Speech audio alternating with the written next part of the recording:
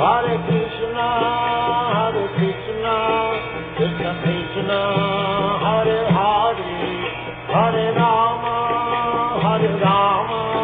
Rama Rama, Hare Hare। तो श्रवणम में जो है दो चीज है, एक तो श्रोता होता है, एक वक्ता होता है, और कुछ ना कुछ विषय होता है। तो हमने इसके बारे में चर्चा किया कि वास्तविक श्रवण वही है जो भगवान श्री कृष्ण से, जो परम भगवान है, उनसे संबंधित विषयों के बारे में चर्चा किया जाए। तो उसमें जो वक्ता होना चाहिए वो भगवान का भक्त होना चाहिए। जब तक भक्त नहीं है तब तक भक्ति के बारे में या भगवान के बारे में वो वर्णन करने का अधिकारी नहीं है। ऐसे व्यक्ति जो भक्त नहीं है उनसे सुनने से हमारी भक्ति का पोषण नहीं होता है। हमारे मन में भी भगवान से संबंधित विषयों में संशय उत्पन्न हो जाता है। तो इसलिए जो है श्रवण उन्हीं से करना चाहिए जो भगवान के भक्त हैं। वैष्णव से ही श्रवण करने का विधान बताया गया है। दूसरा, फिर हमने कल चर्चा किया श्रोता के गुण। तो श्रोताओं को ये सब चीज़ें के बारे में जानकारी होना चाहिए कि वक्ता कैसा होना चाहिए। हर एक से सुनेगा तो उसमें फिर उसके जो लक्ष्य है, जीवन का लक्ष्य, उसको समझने में, उस तक पहुंचने में बाधा उत्पन्न हो जाएगा। तो जो आध्यात्मिक जीवन में आगे बढ़ने का इच्छुक है उसको बहुत सोच समझ के अपने श्रवण के विषयों का श्रवण कर, जिससे श्रवण किया जा रहा है उस व्यक्ति का चुनाव करना चाहिए। इसके बारे में हमने कल चर्चा किया। और खुद को कैसा होना चाहिए उसके बारे में भी कल थोड़ा सा चर्चा किया था कि वक्ता जो श्रोता है उसको जिज्ञास होना चाहिए, तो सुनने के प्रति उसकी इच्छा होनी चाहिए, सुनने की इच्छा होनी चाहिए, लालसा होनी चाहिए सुनने की। दूसरा जो है कि वो अंतर कर सके, जो विषय सुनता है उसमें से जो अच्छे विषय और बुरे विषय दोनों में भेदभाव कर सके, और जो काम की चीज़ है उसको ग्रहण करे, और हर जगह ना सुने।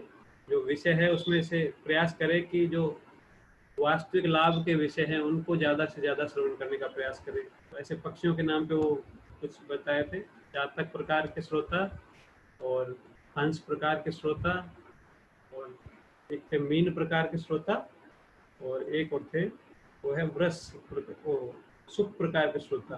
मतलब जो सुनता है उसको स्मरण भी रखे, उसको अपने जीवन में उतारने का भी प्रयास करे, और जो सुनते हैं उसको बहुत ध्यान से सुनना चाहिए बिना विचलित हुए। इस प्रकार से हमने कल चर्चा किया। और जो डिस्टरबेंस, जो बेकार प्रकार के श्रोताओं के बारे में चर्चा किया, जिसको हमको अपने जीवन से हटाना है। अगर हमारे अंदर इस प्रकार की प्रवृत्तियां हैं, जब हम जो इसमें थे व्रक प्रकार के, भ्रुंड और वृष और उष्ट प्रकार के श्रोता। व्रक मतलब जो कुछ आवाज निकालते हैं, जैसे कुछ सुनते हैं उसके बीच में डिस्टरबेंस क्रिएट होता है, जिनके कारण वो खुद भी नहीं सुन पाते, इस कारण से दूसरे भी डिस्टर्ब होते हैं। तो उनको बोलते हैं व्रक, मतलब भेड़िया। भेड़िए को पर्यायवाची व्रक, भेड़िया प्रकार के श्रोता। तो और दूसरे हैं भ्रुंड, मतलब जो सुनते हैं उसका मिमिक्री करते हैं, मजाक उड़ाने के लिए एज इट इज उसका नकल करते हैं, तो उसको बोलते हैं भ्रुंड प्रकार के श्रोता। और वृष जो है वो बैल प्रकार के श्रोता, वो जो है भेद समझ नहीं पाते, क्या सुनना चाहिए क्या नहीं सुनना चाहिए, क्या मेरे लिए अच्छा है क्या बुरा है, सब कुछ सुनते रहते हैं, कोई भी विषय सुन लेते हैं। और उष्ट प्रकार के श्रोता वो विशेष रूप से ऐसे विषयों में आकर्षित रहते हैं जो उनके जीवन को नुकसान पहुंचाने वाले हैं, अपने लिए नुकसानदायक विषयों के प्रति ज़्यादा आकृष्ट रहते हैं। जैसे ऊँट जो है कटीली झाड़ियों खाने के प्रति ज़्यादा आकृष्ट रहता है। तो इस प्रकार के जो हमारे अंदर दोनों प्रकार की प्रवृत्तियाँ रहती हैं, कुछ अच्छी प्रकार की प्रवृत्तियाँ भी रहती हैं, कुछ बुरी प्रकार की प्रवृत्तियाँ भी रहती हैं, कुछ दैवी स्वभाव, कुछ आसुरी स्वभाव। तो हमको जो है उसमें से जो अच्छी प्रवृत्ति है उनको बढ़ाने का प्रयास करना चाहिए, और जो बुरी प्रवृत्तियां हैं उनको अपने जीवन से हटाने का प्रयास करना चाहिए। और वो कैसे होगा प्रयास, वो भी सुनने के द्वारा ही होगा। तो जब हम प्रयास करेंगे जो अच्छे विषय हैं उनके बारे में सुने जो हमारे लिए लाभदायक हैं, और जो नुकसानदायक विषय हैं उनका त्याग करें। तो इस प्रकार से अगर करेंगे तो धीरे धीरे हमारे अच्छे गुण बढ़ेंगे। जिन चीज़ों के बारे में हम सुनते हैं, जिन चीज़ों को देखते हैं, उस प्रकार की प्रवृत्ति हमारी बनती जाती है। ऐसा बताया गया है कि watch your thoughts, it becomes your word. हमारे जैसे विचार होंगे वैसे ही हम बोलते हैं। वॉच योर वर्ड्स मतलब जो विचार कहाँ से आते हैं, जो इनपुट है हमारा कान से, आँख से, जो देखते हैं, जो सुनते हैं, उसी प्रकार का विचार मन करता है, और उसी प्रकार के शब्द हम बोलते हैं।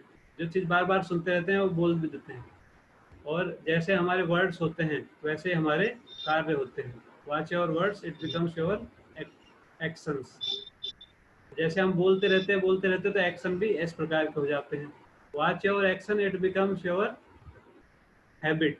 जैसे कार्य हम करते रहेंगे उसी प्रकार की हमारी आदत पड़ जाएगी। अगर ऐसा बताया थे हम जब स्कूल कॉलेज में थे तो एक वक्त बताए थे कि अगर हम प्रणाम करेंगे तो हमारी प्रणाम करने की आदत पड़ेगी, और प्रणाम नहीं करेंगे तो प्रणाम नहीं करने की आदत पड़ जाती है। जैसे कार्य हम करते हैं वैसे आदत हमारी पड़ जाती है।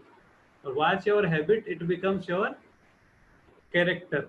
तो जैसी हमारी आदतें रहती हैं उसी प्रकार से हमारा चरित्र बनता है। चरित्र एक आदतों का समूह है। अगर बहुत बुरी आदतें हैं तो बोलते बुरा व्यक्ति है, अच्छी आदतें हैं तो बोलते अच्छा व्यक्ति है, बहुत सम्माननीय व्यक्ति है, सबका सम्मान करता है, बहुत मधुर बोलता है, किसी का अपमान नहीं करता, सबको आदर देता है, बहुत प्रेम से बोलता है, सबका सहयोग करता है। इस प्रकार के जो अच्छे गुण हैं, ईमानदार है, पंचुअल है, समय पर आता है, समय पर कार्य करता है, ऐसे कई सारी जो अच्छी आदतें हैं उनको अगर जीवन में उतारते हैं तो वो जो सबके लिए बोला जाता है कि बहुत अच्छे व्यक्ति हैं, अच्छे चरित्र वाले व्यक्ति हैं। या फिर कोई ऐसे कार्य करता है जो तो बोला जाता, बेकार कार्य करता है तो बोलते चरित्रहीन है। तो इस प्रकार से जो है जैसी आदतें होती हैं वैसा चरित्र बनता है। और watch your character it becomes your culture. जैसा चरित्र हमारा तरह रहता है वैसे ही चरित्र वाले लोग हमसे जुड़ जाते हैं, और फिर वो जो है हमारा संस्कृति बन जाता है। सभी लोग इस प्रकार के इकट्ठे हो जाते हैं। और watch your culture it becomes your destiny. और जैसे संस्कृति में हम रहते हैं वैसा ही हमारा भाग्य बन जाता है, क्योंकि उसी प्रकार के कार्य हम करते रहेंगे, उससे बच नहीं पाएंगे, और फिर उसी का रिजल्ट जो है हमको उठाना पड़ेगा इस जीवन में और आगे के जीवन में भी। इसलिए जो है हमको अपने जो ग्रहणशील डिवाइसेज हैं ना, ग्रहण करने के लिए जो इंद्रियां हैं, इनपुट डिवाइसेज, जिससे हम ज्ञान प्राप्त करते हैं, ज्ञान इंद्रियां, आँख, कान, नाक, जीभ, त्वचा, तो 5 जो है ज्ञान इंद्रियां हैं। तो इनको जो है, इनसे जो हम विषय ग्रहण करते हैं उनके ऊपर बहुत विचार करना चाहिए। तो हमारा विषय है श्रवणम, तो कान से जो है, कान का विषय है शब्द। तो जो शब्द हम सुनते हैं उनको बहुत सोच समझ के ग्रहण करना चाहिए। ऐसे शब्द जो हमारे लाभ के लिए हैं, विशेष रूप से वास्तविक लाभ के लिए। वास्तविक लाभ मतलब जैसे हम चर्चा कर चुके हैं पहले कि हम शरीर से अलग हैं, हम आत्मा हैं। आत्मा जो है उसकी जिससे संतुष्टि हो, आत्मा जो है प्रसन्न हो, उसका जो वास्तविक ज्ञान उसका बढ़े, इस प्रकार के शब्दों को, इस प्रकार के विषयों को हमको कान से अंदर डालना चाहिए। कान के ऊपर जो है हमको फिल्टर लगा देना चाहिए।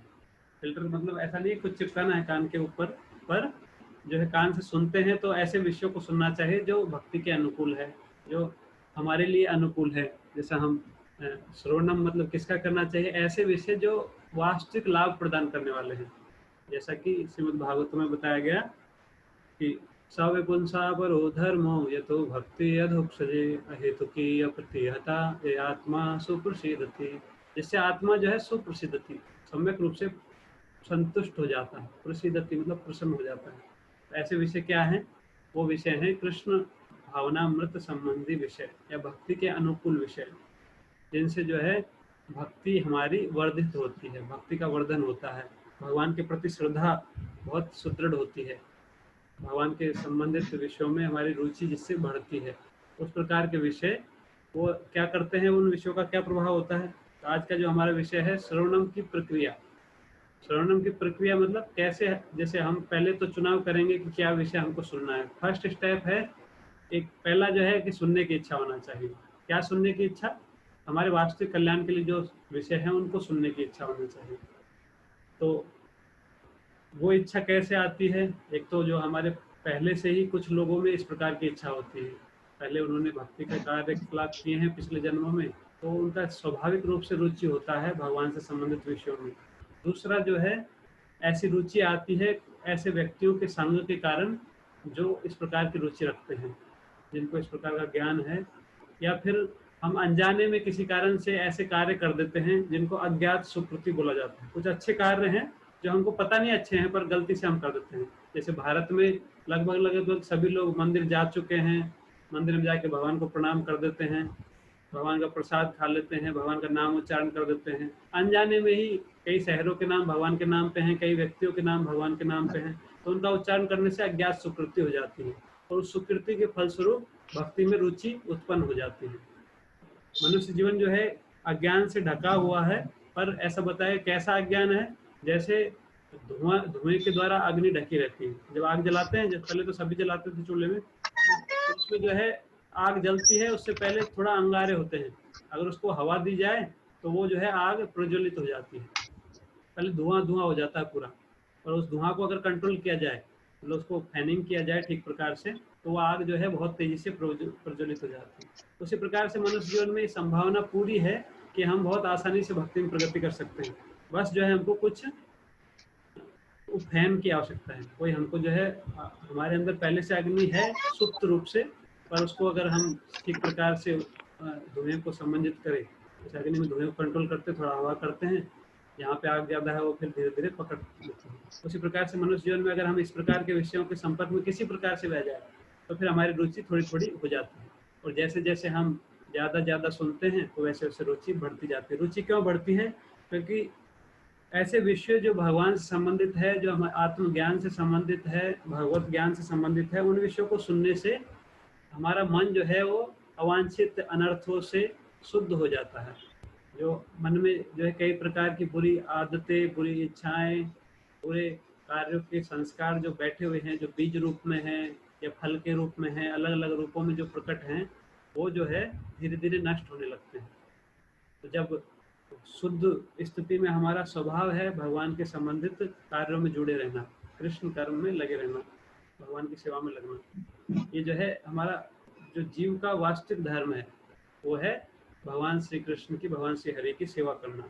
पर वो अभी जो है भूल चुके हैं, वो ढक चुका है हमारे अज्ञान के कारण।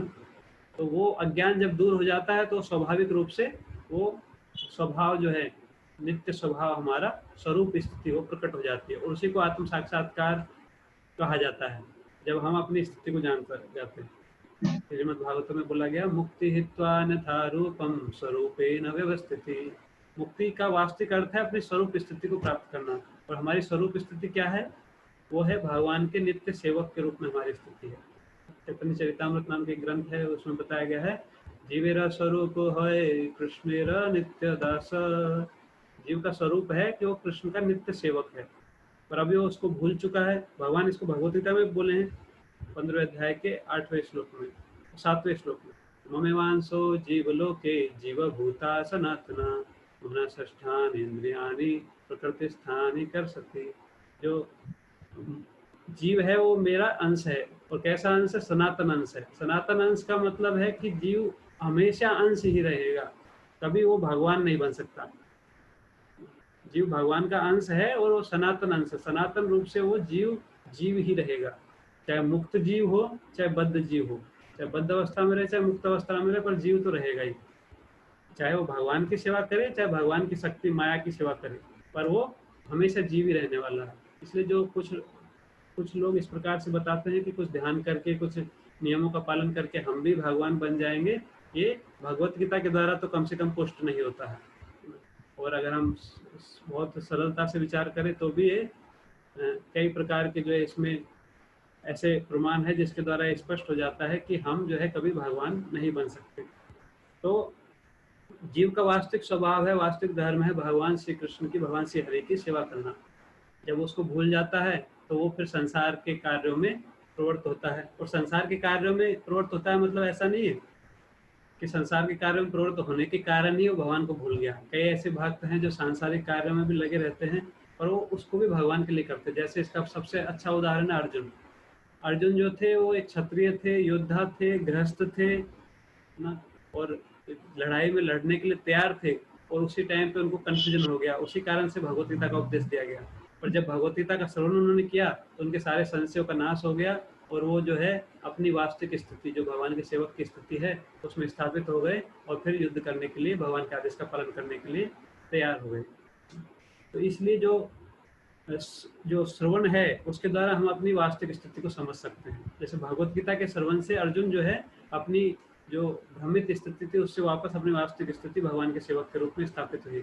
लास्ट में जो है अर्जुन से भगवान पूछे कि मैंने जो है तुम्हें सारी भगवत गीता सुनाई, तो अभी तुम्हें कुछ समझ में आया, कुछ संशय तुम्हारा बचा है? तो अर्जुन बोलते हैं अब बिल्कुल समझ में आ चुका। नष्ट मोह स्मृति लब्धा तत्प्रसादान्मय अच्युत इसी तो अस्मिगत संदेहा करिष्ये वचनम तव। कि अब जो है मेरा सारा मोह नष्ट हो चुका है, सारी जो है स्मृति, वास्तविक स्मृति मुझे वापस मिल चुकी है।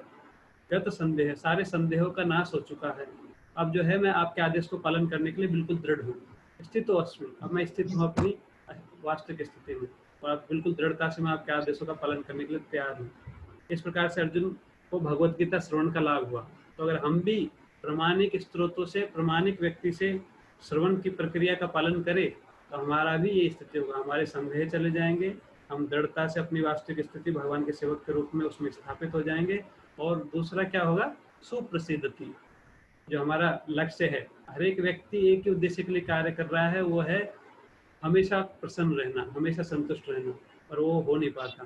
कई प्रकार की सेवाएं वो करता है, गवर्नमेंट सर्विस करता है, प्राइवेट सर्विस करता है, होम सर्विस करता है, बच्चों की सेवा, पति पत्नी की सेवा, माता पिता की सेवा, माता पिता बच्चों की सेवा, कई प्रकार की सेवा में सब लोग व्यस्त हैं। पर ना तो सेवक संतुष्ट है, ना स्वामी संतुष्ट है, क्योंकि उसका जो तरीका है सेवा करने का वो ठीक नहीं है। तरीका क्या है कि भगवान को समझकर और भगवान के साथ सभी जीवों के संबंध को समझकर कि सभी जीव भगवान के अंश है। जैसे मूल, पेड़ का मूल जो होता है उससे सारा पेड़ जुड़ा हुआ रहता है, अगर मूल में पानी डालते हैं तो सब तक पहुंच जाता है।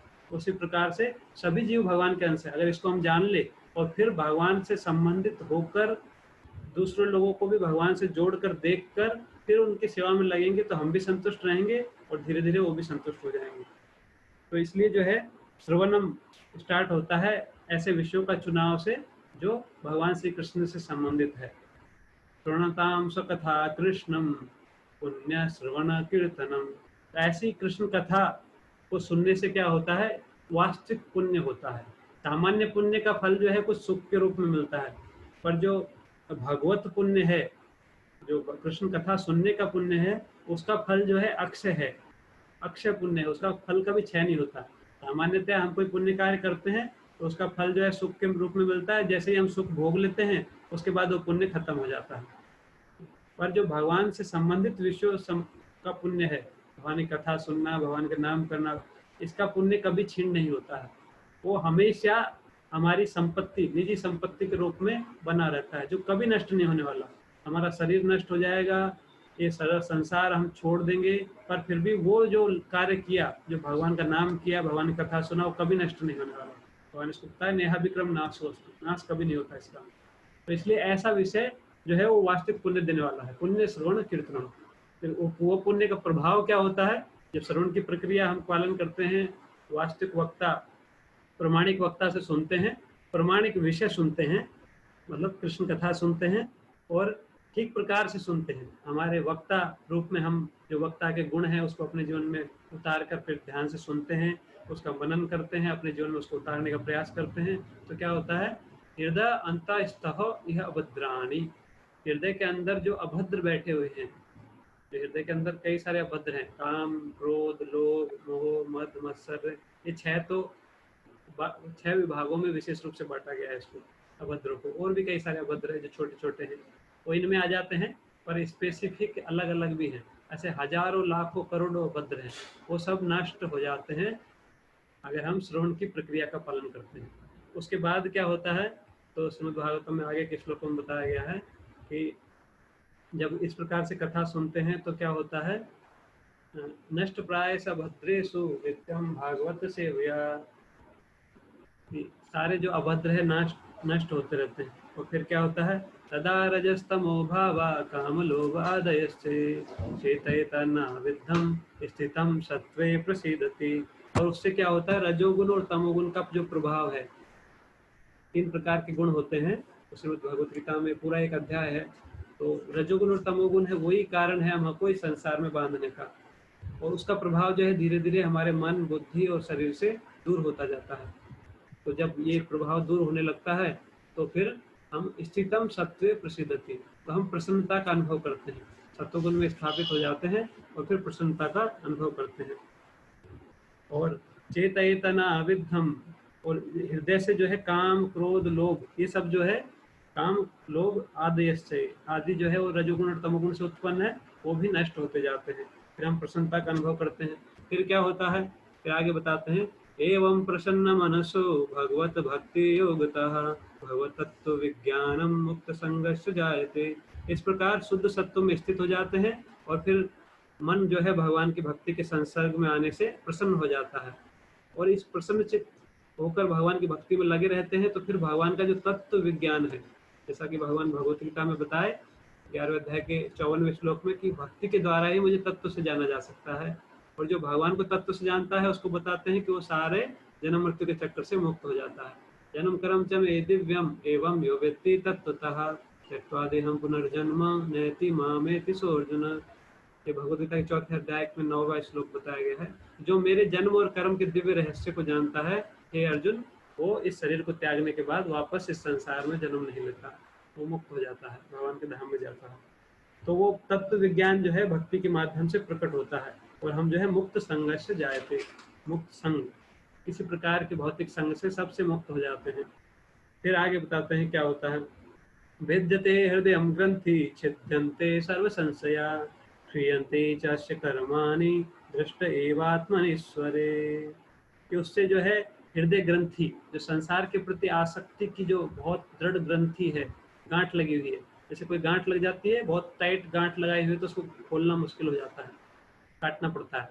तो बोलते भेद्यते, वो जो ग्रंथि है वो कट जाती है, जो ग्रंथि गांठ पड़ी हुई है उसको काट दिया जाता है तत्व ज्ञान से, भगवान के तत्व ज्ञान से वो आसक्ति रूपी गांठ कट जाती है। फिर क्या होता है, जब गांठ कट जाती है तो छिद्यन्ते सर्व संशया, जो भी हमारे मन में संशय है, बुद्धि में संशय है, वो सब नष्ट हो जाते हैं, छिन्न भिन्न हो जाते हैं। और फिर क्या होता है, क्षीयन्ते चस्य कर्माणि, सारे प्रकार के कर्मों की श्रृंखला समाप्त हो जाती है। जो हमने कार्य किया उसका हमको फल भोगना पड़ता है, कर्म का परिणाम होता है, क्रिया के विपरीत प्रतिक्रिया। जब भी हम कार्य करते हैं उसका कुछ ना कुछ प्रतिक्रिया होता है, अच्छा या बुरा। तो वो श्रृंखला जो है वो एक चैन बना हुआ है, कुछ काम किया उसका रिजल्ट मिला, कुछ काम किया फिर रिजल्ट मिला, रिजल्ट के टाइम पर भी कुछ काम किया फिर उसका और रिजल्ट मिला। तो ऐसे करके क्रम श्रृंखला चलती रहती है, कभी पुण्य किया उसका अच्छा फल, कभी पाप किया उसका दुख में फल, इस प्रकार से घूमता रहता है श्रृंखला में जीव। तो वो श्रृंखला जो है खत्म हो जाती है, समाप्त हो जाती है, और फिर वो मनुष्य जो है दृष्ट एवात्म मनीश्वरी, अपने आप को इस शरीर के स्वामी के रूप में, इस संसार से पृथक, इस शरीर से पृथक रूप में अपने आप को देख पाता है। दृष्ट एवात्म मनीश्वरी, ठीक प्रकार से उसको देख पाता है, और अपने आप को देख पाता है, और भगवान भगवत गीता में बताते हैं मुझे भी देख पाता है, मैं भी दिख जाता हूँ किसको, जो तत्व से मेरे को जानता है। भक्त्या माम अभिजानाति यावन अस्मि तत्त्वतः ततो माम तत्त्वतः ज्ञात्वा विस्ते तदनन्तरम। एक श्लोक और है, उसमें बताया गया, ज्ञातुम दृष्टुम च तत्वेन प्रविष्टुम च परंतप, कि वो मेरे को जान पाता है, फिर दृष्टुम देख पाता है, और प्रविष्टुम और मेरे धाम में प्रवेश भी कर पाता है। इस प्रकार से जो है श्रवणम की प्रक्रिया अगर हम ठीक प्रकार से पालन करें तो उसका फल ये होता है कि हम भगवान को भी देख पाते हैं, अपने आप को भी देख पाते हैं। श्रवणम जो है सूर्य के प्रकाश की तरह है, और अज्ञान जो संसार का जो ज्ञान है वो अज्ञान की तरह है, जो अज्ञानी है वास्तव में वो अंधकार की तरह है। इसके ज्ञान में हम कितना भी प्रशिक्षित हो जाए पर फिर भी हम अपने स्थिति को नहीं समझ पाते। उल्टा जितना ज्यादा हम सोचते हैं कि मैं इस प्रकार का ज्ञान प्राप्त कर चुका हूँ, उतने हम बंधन अलग अलग उपाधियों में बनते जाते हैं। जैसे कोई सोचता है मैं ग्रेजुएट हूँ, कोई सोचता है मैं पीएचडी हूँ, मैं डॉक्टर हूँ, मैं इंजीनियर हूँ, अलग अलग प्रकार की उपाधियां जुड़ती ही जाती है उसके जीवन में। बचपन में बहुत कम उपाधियां रहती है, बाद में धीरे धीरे कई उपाधियां जुड़ जाती हैं। कई प्रकार के पारिवारिक संबंध, कई प्रकार के शैक्षिक संबंध, कई प्रकार के सामाजिक संबंध, ये जुड़ते जाते हैं, और हम अलग अलग प्रकार से अपनी पहचान करते जाते हैं, तो अपनी स्थिति को जान ही नहीं पाते, और तरह तरह की पहचानों के कारण जो सुख दुख आता है उसको भी हम भोगते रहते हैं।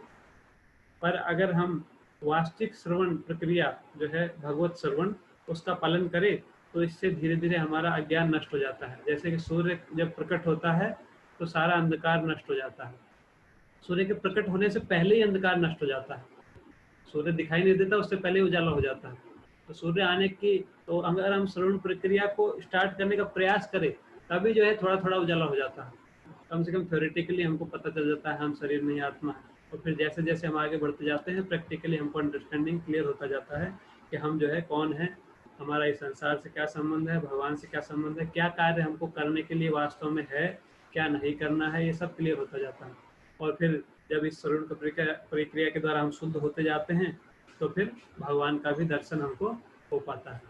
जैसे सूर्य के प्रकाश में हम सूर्य को भी देख पाते हैं और अपने आप को भी देख पाते हैं और दूसरे लोगों को भी ठीक प्रकार से देख पाते हैं। अंधकार में अगर पूरा अंधेरा कर दिया जाए तो हम कुछ नहीं दिखाई देता, आँख होते हुए भी कुछ नहीं दिखाई देता। उसी प्रकार से अज्ञान के अंधकार में आँख होते हुए भी हमको दिखाई नहीं देता कि हम कौन हैं, भगवान कौन है, संसार से हमारा क्या संबंध है, इस प्रकार का हमको ठीक से जानकारी नहीं रहता। तो इसलिए श्रवण प्रक्रिया जो है बहुत ही महत्वपूर्ण है और बहुत ही लाभदायक है। उसके बारे में बहुत डिटेल में श्रीमद् भागवतम में बताया गया है। वास्तव में पूरे शास्त्र जो है श्रवण का ही वर्णन करते हैं और श्रवण जो है भक्ति का मूल है। और ओवरऑल कहा जाए तो हर एक चीज जो है श्रवण से ही स्टार्ट होती है। भौतिक कार्य भी श्रवण से स्टार्ट होते हैं। जो भी हमने अभी तक सीखा है सुनकर सीखा, सुनकर जो सुन नहीं सकते वो भी किसी ना किसी प्रकार से देखकर या स्पर्श करके श्रवण का ही पालन करते हैं। तो इसलिए जो है श्रवण बहुत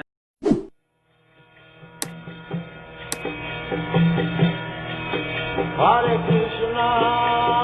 Krishna, Krishna Krishna, Hare Hare, Hare Rama, Rama Rama, Hare Hare. Hare Krishna, Krishna Krishna, Hare Hare, Hare Rama, Rama Rama, Hare Hare. Hare Krishna, Krishna Krishna.